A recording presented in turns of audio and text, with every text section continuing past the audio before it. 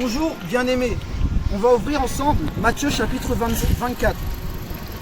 Au verset 3, il est dit: et les disciples vinrent en particulier lui faire cette question: dis-nous quand cela arrivera-t-il, et quel sera le signe de ton avènement et de la fin du monde. Au verset 6-7, vous entendrez parler de guerre et de bruit de guerre. Gardez-vous d'être troublés, car il faut que ces choses arrivent, mais ça ne sera pas encore la fin. Une nation s'élèvera contre une nation, et un royaume contre un royaume. Et il y aura en divers lieux des famines et des tremblements de terre. Tout cela ne sera que le commencement des douleurs. Au verset 13-14, il est dit: mais celui qui persévérera jusqu'à la fin sera sauvé. Cette bonne nouvelle du royaume sera prêchée dans le monde entier pour servir de témoignage à toutes les nations. Alors viendra la fin. En ces temps difficiles, le Seigneur éprouve notre foi. Et il nous dit ces paroles: je recherche parmi la terre, je recherche parmi ce pays, je recherche un homme qui a la foi.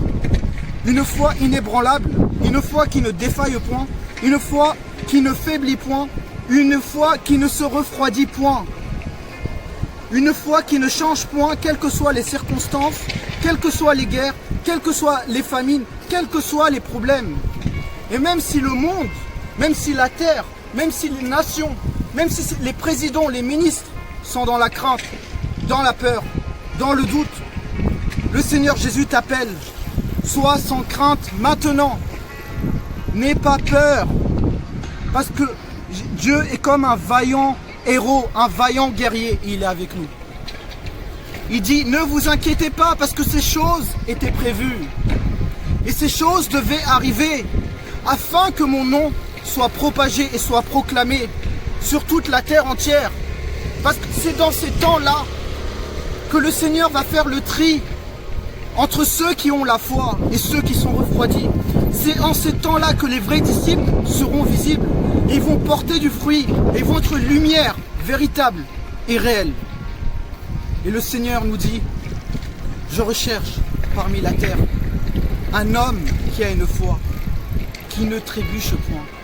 Un homme qui a une foi, qui ne faiblit point et qui ne se refroidit point. Mais nous, en entendant ces annonces du gouvernement, des médias, des journaux, il y a un vent de panique et de peur et de crainte. Et le Seigneur te dit maintenant, doucement, doucement, sois sans crainte, parce que je suis avec vous et je marche avec vous. Partout où tu iras, j'irai, et là où tu seras, je serai. Je veillerai sur toi, je te préserverai et je te protégerai. Que 1000 tombent à tes côtés et 10 000 à ta droite, tu ne seras pas atteint. Dans le psaume 91. Et c'est un moment, et c'est un temps où on doit s'humilier devant le Seigneur, où on doit rechercher la face de Dieu. C'est un temps où on comprend qu'on n'est rien. On a beau avoir toute l'onction, on a beau avoir tous les dons, on a beau avoir toute la puissance du Saint-Esprit, on ne contrôle rien et on n'est rien.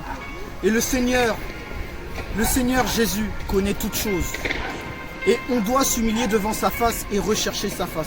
C'est un temps où nous devons nous humilier, où nous devons être brisés. C'est un temps où nous devons nous unir. Nous unir dans la prière, dans l'intercession, dans le jeûne, pour rechercher sa face. C'est un temps où nous devons avoir une foi qui ne défaille point. Une foi inébranlable, une foi qui ne se refroidit pas. Mais notre foi, elle se refroidit. Parce que quand on entend des bruits, quand on entend des problèmes, on fait comme eux tous. Mais tu es différent. Nous sommes différents. Je suis différent. Nous sommes la nouvelle Jérusalem. Nous sommes la génération nouvelle. Les races de Christ. Nous sommes des Christ sur terre. Alors aujourd'hui, refuse la peur. Refuse la crainte. Refuse le doute. Mais aie une foi inébranlable et sans faille. Que le Seigneur vous bénisse. Excellente journée dans la paix de notre Seigneur Jésus-Christ. Soyez bénis.